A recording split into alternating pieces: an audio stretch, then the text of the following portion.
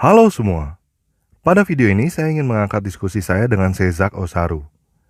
Osaru memberikan pertanyaan ini dari video yang berjudul Apakah Tuhan Berak dan Kencing? Jadi teman-teman yang belum nonton video Apakah Tuhan Berak dan Kencing, silakan cari videonya di channel ini dan nonton video itu juga ya. Selain itu, kalau ada teman-teman yang mau bertanya kok Tuhan bisa mati, saya juga sudah memberikan jawabannya pada video dengan judul Kok Tuhan Bisa Mati. Jadi teman-teman gak usah tanya berulang-ulang pertanyaan yang sama, silakan nonton videonya di channel ini juga. Oke? Nah, karena pertanyaan Osaru adalah salah satu pertanyaan yang paling banyak dipertanyakan oleh teman-teman yang lain juga, jadi saya angkat diskusi ini supaya kita semua bisa paham. Oke? Kita mulai ya.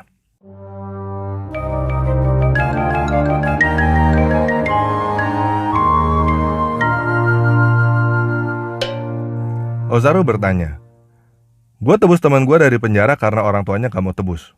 Terlalu benci sama anaknya itu, teman gue. Kenapa menyamakan sifat Tuhan sama sifat manusia? Yang jorok juga gak masalah bagi kalian. Bayangkan orang jahat memperkosa istri kalian, apakah Tuhan juga akan memperkosa istri kalian? Terlalu jorok kan?" Saya bertanya kepada Osaru, "Kenapa kamu tebus teman kamu?" Osaru menjawab, "Karena dia teman baik gue. Jahat macam manapun, gue tahu sisi baiknya. Bukan seperti orang tuanya yang terus membenci dan membuangnya dari keluarga itu sendiri. Kita seharusnya membenci perbuatan terkutuk, bukan membenci orang itu. Betul kan?" Saya menjawab, "Betul sekali. Ini yang Yesus katakan di dalam Yohanes 15 ayat 13. Tidak ada kasih yang lebih besar daripada kasih seorang yang memberikan nyawanya untuk sahabat-sahabatnya." Kamu pasti mengasihi temanmu itu. Mungkin lebih daripada orang tuanya. Begitu juga Tuhan mengasihi kamu, sampai mau kasih nyawanya untuk kamu. Masuk akal? Sama nggak masuk akalnya sama kamu mau menebus temanmu itu.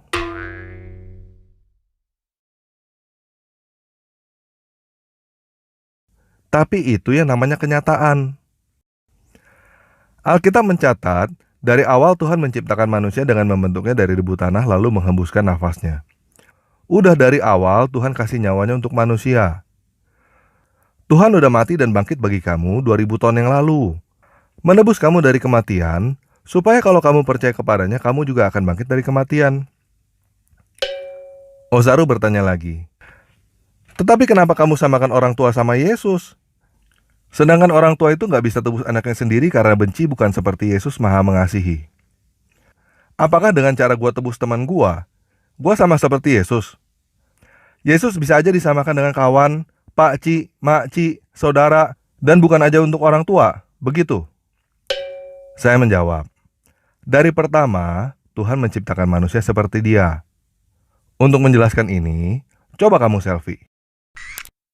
Apakah kamu seperti foto kamu yang di selfie itu?" Iya dan enggak kan jawabannya. Orang bodoh, pikirannya kamu seperti foto kamu itu, artinya 2 dimensi. Tapi apakah artinya kamu nggak seperti foto kamu? Enggak kan? Mengenai orang tua, Alkitab mencatat bahwa Tuhan yang membentuk manusia seperti dia. Kasih nafasnya juga. Itu sebabnya dia seperti orang tua juga. Nggak semua orang tua seperti orang tua temanmu itu kan? Nggak semua orang tua nggak mau nebus anaknya kan? Saudara saya menebus anaknya dari penjara, berulang-ulang sampai bangkrut, jual semua hartanya. Dan orang tua yang mengasihi anaknya, bukan berarti nggak boleh marah kepada anak-anaknya. Nanti kalau kamu punya anak baru ngerti. Nah, balik ke topik. Kita ini adalah foto-fotonya Tuhan yang rusak karena kesalahan kita sendiri. Yesus turun sebagai manusia untuk memberikan teladan bagaimana foto Tuhan yang seharusnya. Dia memberikan teladan bagaimana manusia seharusnya hidup dan bertingkah laku. Dia mengajarkan kasihilah musuhmu dan berdoalah bagi mereka yang menganiaya kamu. Dan dia bukan cuma omdo. Dia kasih contoh melakukan itu, sampai disalib masih berkata, "Ampunilah mereka." Itulah manusia sejati yang seharusnya. Nah, untuk lebih lengkapnya, apa aja yang Yesus katakan dan lakukan, baca sendiri di Alkitab ya, kepanjangan. Baca mulai dari Matius. Download aja di apps, gratis kok. Ozaru menjawab, saya nggak terima kalau Yesus saya disamakan sama manusia. Jauh beza itu. Apa benar Yesus mengajar kasih musuh sendiri? Yesus mengajarkan kita jihad seperti yang saya tunjukkan di dalam ayat ini. Lukas 19 ayat 27. Tetapi semua musuhku yang tiada suka aku menjadi raja mereka, bawalah kemari dan bunuhlah mereka di hadapanku. Apakah ada maksud lain ayat ini? Tidak semua ajaran Yesus fokus kepada kasih mengasihi, bukan? Saya menjawab, kamu berkata, kamu tidak terima kalau Yesus disamakan seperti manusia.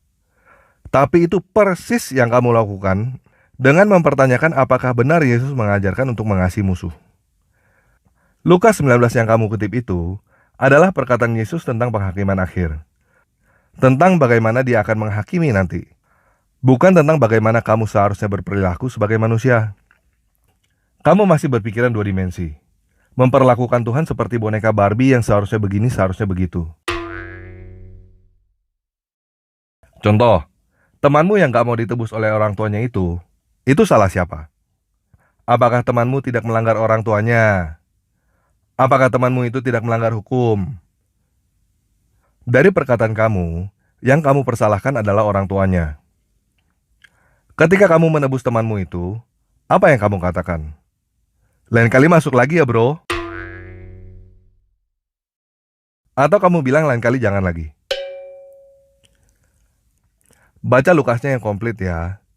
Nah, saya nggak akan membacakan Lukas 19 ayat 11-27 pada video ini karena kepanjangan.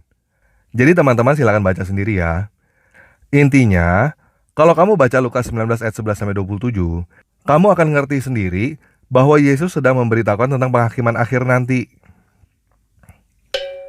Ozaru menjawab, aku tidak memperlakukan Tuhan seperti boneka. Dan aku tidak pula menyalahkan orang tua dalam perbincangan ini. Aku cuma nggak setuju dengan pernyataan kalau Tuhan harus disamakan dengan ciptaannya. Kalau Tuhan disamakan dengan ciptaannya seperti manusia, banyak lagi ciptaan Tuhan seperti tumbuhan dan hewan. Apakah kamu ingin menyamakan Tuhan dengan hewan? Bagaimana dengan manusia yang hidup sebelum turunnya Yesus? Apakah adil bagi mereka yang hidup sebelum turunnya Yesus karena mereka belum mendapatkan kasih dari Yesus? Sedangkan mereka juga tidak mengenali Yesus. Tuhan kita maha adil. Saya menjawab. Yang pertama, Yohanes 1 ayat 29 berkata, pada keesokan harinya, Yohanes melihat Yesus datang kepadanya dan berkata, lihatlah anak domba Allah yang menghapus dosa manusia. Itu ada tulisan anak domba. Yesus disamakan dengan korban penebusan dosa sempurna, seperti hewan korban yang disyaratkan di Taurat. Yang kedua, saya termasuk orang yang gak sepaham harus agama tertentu untuk masuk surga. Nanti gak bakal ada pemeriksaan KTP kok. Saya juga gak sepaham dengan pemikiran nanti bakal ditanya, nabimu siapa? Dongeng apa yang kamu percaya? Bukan itu yang Tuhan mau. Yesus datang bukan untuk itu. Dan Yesus udah kasih tahu bagaimana kriterianya. Contoh, jika kamu mau diampuni, kamu harus mengampuni. Jika kamu tidak mengampuni, kamu juga tidak diampuni. Alkitab juga ada tertulis, barang siapa tahu lebih, akan dituntut lebih. Yesus berkata, kasihilah musuhmu dan berdoa bagi yang menganiaya kamu. Kamu udah tahu ini, jadi kamu dituntut untuk melakukan ini. Yesus datang dengan segudang mujizat, termasuk bangkit dari kematian, bukan untuk kamu cuma nyanyi-nyanyi haleluya.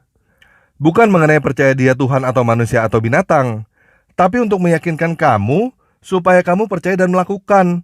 Kasihilah musuhmu dan berdoa bagi yang menganiaya kamu.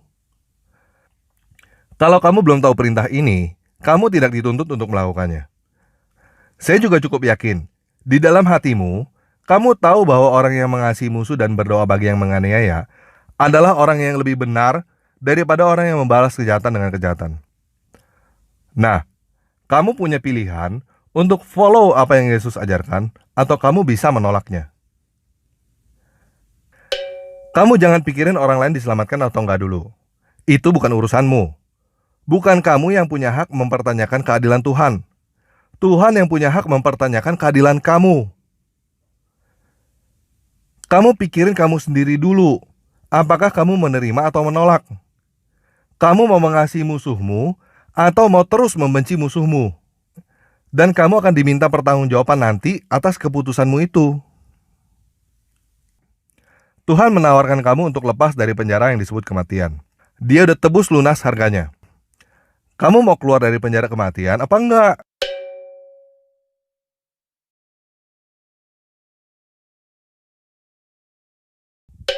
Sama seperti kamu menebus teman kamu yang keluar dari penjara itu.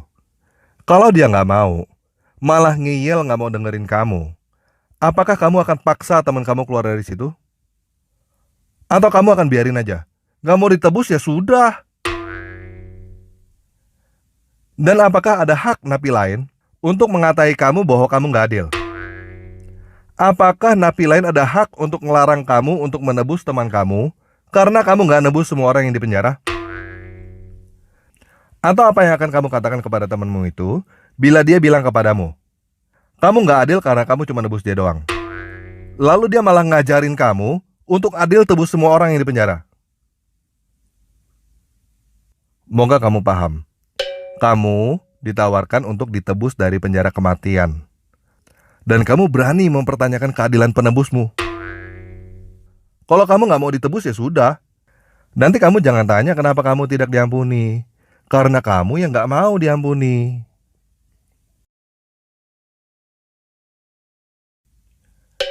Ozaru menjawab, baiklah, saya paham. Tapi Yesus tidak mengajarkan kita tentang Trinitas. Saya masih tidak paham. Di dalam kitab pun, tidak ada satu ayat pun yang merujuk kepada Trinitas. Yesus mengajarkan hanya ada satu Tuhan. Menurut kalian Yesus itu Tuhan dalam kurung anak. Bagaimana seorang bapak tega mengirimkan anaknya untuk dibunuh dan disalib?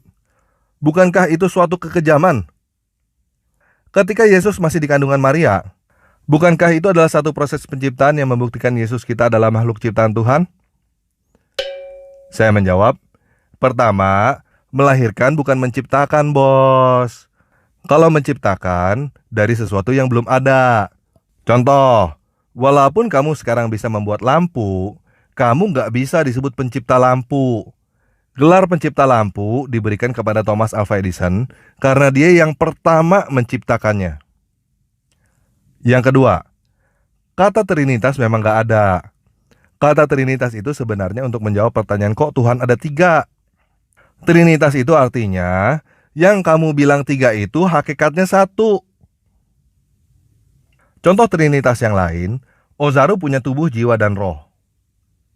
Ketiganya lain, tetapi ketiganya adalah Ozaru.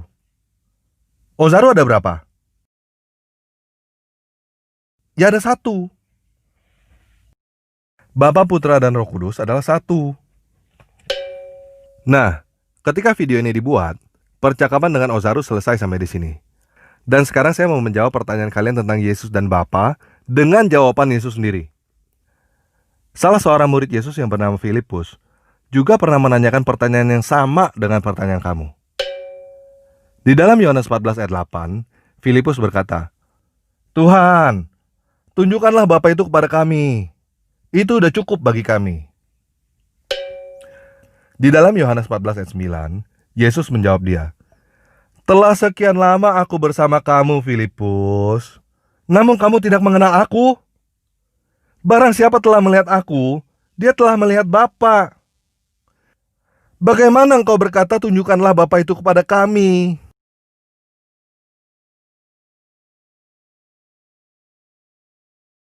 Oke, sekian video kali ini. Yesus Kristus penguasa saya memberkati kita semua.